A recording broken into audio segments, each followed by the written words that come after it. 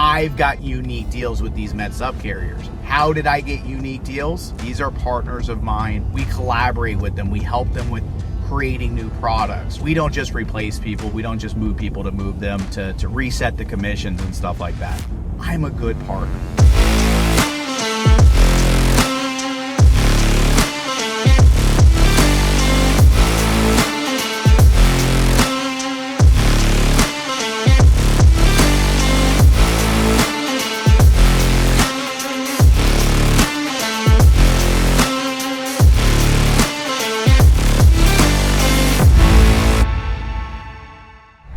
Hey guys, hope you guys are having an amazing week. We're kicking butt on our side, pacing well over 100%, not well over, I think we're just above 100% of goal right now. It's not common the first half of the month. We're normally trailing a little bit, and then the second half of the month something clicks with the agents and they start pushing a little bit harder, or of course they say it's the clients, I say it's the agents, and it becomes a mental thing. But any which way, we should finish 110, 115%. But I'm not here to talk about me. I'm here to talk about our carrier partners and what I feel, what we should be doing for our carrier partners. Now, there's a few facets within my company, right, that I really, really push on, something that I look at heavily, I value heavily. Number one is my team, right? My employees, don't use that word, but my team. Number two, our clients, right? Without my agents, without my clients, I don't have a business. We don't have a business. We don't have a company, all right? Number three, our carriers. Without those three, I don't have a business. I don't have a company. We're not helping tens of thousands of clients on an annual basis, okay? And then number four is essentially our third-party partners that we work, products, tools, that type of stuff, okay? All four of those I consider partners, okay? And I value my relations significantly with all four of them, a little bit differently and stuff like that. So,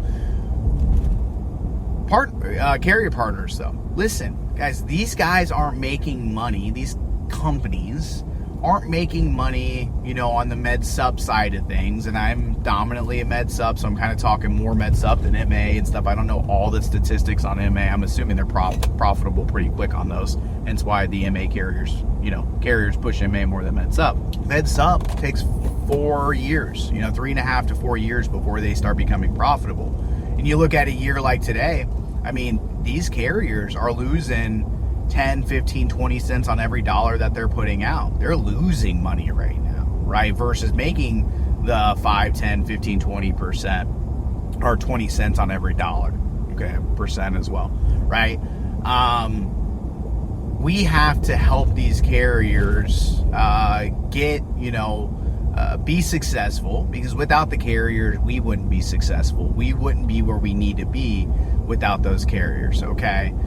So I want to talk a little bit what we do internally. Hopefully it'll help you with your business, because I've heard a lot of cruddy things over the years. I've been doing this for, as many of you guys know, 16 years, right? I've owned my own company now for 12 of 16, of which 10 with Elite Insurance Partners. And heard a lot of stories, and the biggest one that I hear on the med subs, MA. Listen, if you're replacing people on MA for your financial gain, shame on you. I don't know what the financial gain is anyways, right? Something that I might not be thinking about, other than maybe getting co-op dollars again, right? And let's see what happens with co-op here in the next few weeks, what ends up coming out from these carriers. But, unless you're just replacing because, co-op dollars are paid new to carrier, not new to Medicare, but new to carrier. Whereas your renewals, on the MA side are lifetime, as long as that client stays on the books. Now, mind you, if you're doing the right thing for the client because their medications change, or, the plan benefits change, or networks change, or whatever else, hey, yes, 1,000% of the time, 100% of the time, you always do what's in the best interest of the client. Okay, no ifs, ands, or buts about it. Okay, but shame on you if you're calling these clients at 5.5 years because you want to restart, the higher commission, the 27% commission versus the 7 to 10%, 7 through 10 years. And then some carriers pay 11 plus, others don't. Carriers, we would appreciate it if you guys at least paid 2%, 11 plus. It all adds up. It does. I can have you look at my number. You know it adds up, right? But shame on you if you're going out and replacing those people, close to that 6th year. I personally don't think it's right. Some of you guys are going to listen to this and you're going to laugh at me and say, I'm crazy, I'm stupid, you should. I don't think you should. Now, however, do I still think that you reach out to them different times of the life of that client? Yeah, 1,000%. Okay, and I'll tell you what we do. Okay, and you take it for what it is, and you decide if this is something that you want to do. Now, I can tell you this before I get into that.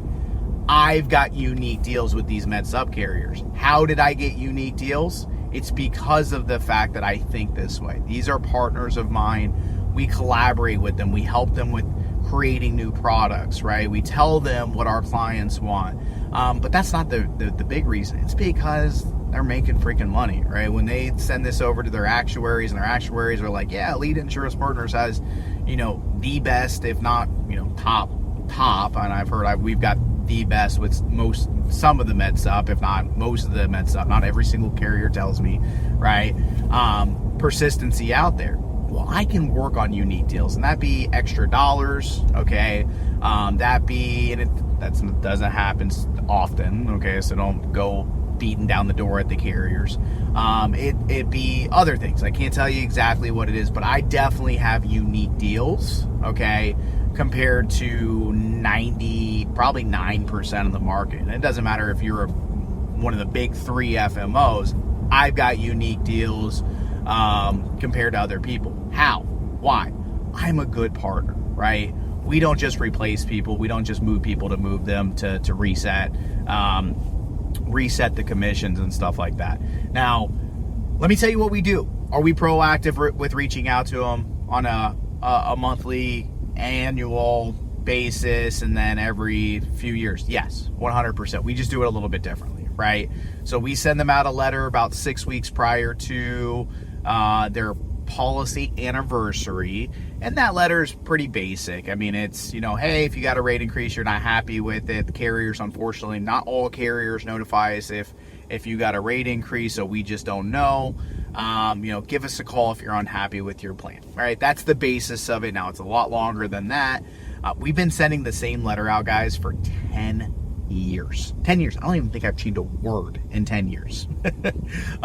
More than happy if you're working with us, as your FMO, more than happy to supply that to you, give you. And so we send out the email first. The email goes out, same content in it as the letter. In the event that the client does not open that email, we then send them out a letter. Okay. And if they, that's it. Call it. Pretty much as calls. Call us. We're here to help you. If you want to take a look at other options, or you're not happy with your rate. Okay. Again, do what's in the best interest of the client 100% of the time, but don't be that guy, okay, or gal that calls them and says, "Hey, you need to switch." Don't do that. All right. I'm saying don't do it. You're gonna laugh. Some people laugh at me. Do what you want, okay? It's your life, it's your business, but, I don't think you should do it. All right, second to that, what else do? We know our data. We know that our highest fall off is right around 50-ish months, okay, being in force. So we proactively reach out to them right around, I think it's 46, 48 months, if I'm not mistaken.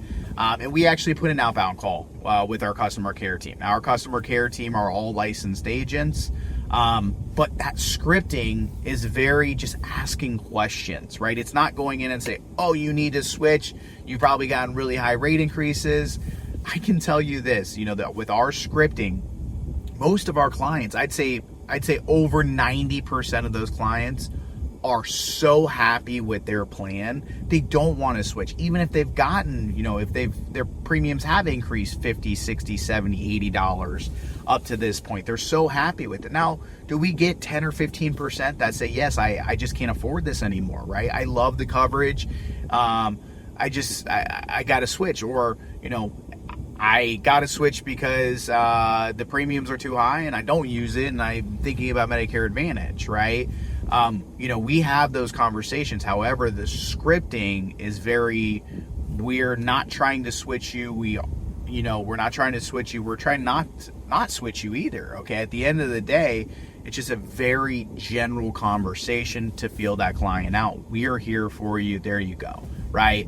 We're almost at a point now, because every carrier is a little different, right? There's 3 main key components that you got to look at with that. With the persistency, it's carrier, plan, state. Okay, carrier, plan, state. We're almost at a point where we're going to be able to, instead of calling everybody at 46 months, we'll know, hey, it's Mutual of Omaha in the state of Florida, and we need to call them at 50 months, right? Instead of the 46 months, right? So we're working on cool little things like that. So that, to me, is the biggest thing of being a great partner to these carriers. If you do right by the client 100% of the time, you're never going to have to worry about the CTMs and stuff like that. Of course, that's being a great partner as well on the MA side of it and PDP side of it. If you do right by the client 100% of the time, CTMs go away. They do. They go away. Okay, we have some of the, if not the lowest, some of the lowest as call centers throughout the nation with most of our carriers. Okay. So listen, some of you guys are gonna disagree with me, so be it. Don't really care. At the end of the day, you should be a great partner, to your carriers. Some people need to shift their mind a little bit. We wouldn't be here without our partners, carrier partners, right? We wouldn't be, right? If we didn't have the product to sell, we'd be doing something completely different. And we don't know the hoops that they have to jump through with the DOIs and CMS and, all the other bull crap that they have to. They're for profit. No ifs, ands, or buts about it. They're for profit. They've got to make money. We've got to make money, right? That's the way that the world works, right? But at the end of the day, if you've got any relationships with, whether it be your regional guys, be any of the executives and stuff like that, I don't know one. I say that, I can't say 100% of the people in the industry I'm in favor for, but I'd say 90% of the people that I deal with that, are higher ups within these organizations and stuff like that are amazing people, right? They're doing exactly what we're trying to do. They're trying to help as many clients as they possibly can, trying to help us, I appreciate you, carriers. Hopefully this messaging helps some of the type of stuff. Oh, one thing I forgot to mention, guys, we're at 12 minutes, so you know how my videos are. One thing I totally forgot to mention that you guys need to think about here is, so our customer care team they're all, licensed agents, like I told you. Some of my customer care, not some, I'd say on average, we've made our customer care team a profit center. Okay. How did we do that? We made it a profit center by just talking about, as we're going through our scripting, we ask them a series of fact-finding questions, right? Ask them about dental, vision, and hearing, cancer, heart attack. We see in our system, hey, they don't have a dental, vision, and hearing, or they don't have a cancer, heart attack, and stroke. They may not have a hospital indemnity, depending on the Medicare Advantage. Hey, this is 4 years later, right? 46, 48 months. This is 4 years later. Things change. So what we do on that, and pretty much every single call, depending on the core product they have with us, and what ancillaries they don't have with us, we show different type of scripting. Just to give you an idea here, I would say our average customer care agent sells 20-ish ancillaries a month. Okay. Yes, you heard that right. Customer care, right? Not talking to new clients, only talking to my existing clients. 20-ish. I have definitely some customer care agents that are selling 40 a month. Okay. So listen, we're getting into the FMO space for these types of things, right? This is the stuff that needs to be out there. This is the stuff that you guys need to hear. This is the stuff that I want to be able to help you with, right? There's no reason why me, as one of the top brokerages and having close to 250,000 policies on the books, there's no reason I can't help you out with your ancillary. There's no reason why I can't help you out with your persistency. It doesn't take away from me. It doesn't take away from my agents. It doesn't take away from my team, right? If I can help you get your business better, that's what I'm trying to do. That's what I'm trying to accomplish. There's not enough transparency in the industry, right? And there's just not enough value, other than giving contracts that are out there, right? Giving contracts and pointing you in the right direction for, talk to this person or talk to that person, type scenario. So that's what we're doing it for. Reach out to me if you want to have a conversation. It never hurts to have a 30-minute conversation.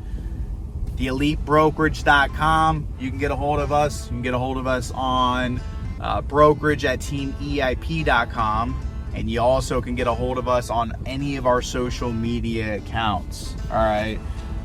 Listen, let's set up a call, have a 30-minute conversation. Let's see what we can do with one another. If anything, let me know if you need some help on some stuff. Let's see what we can do. Have a great week. Appreciate you guys.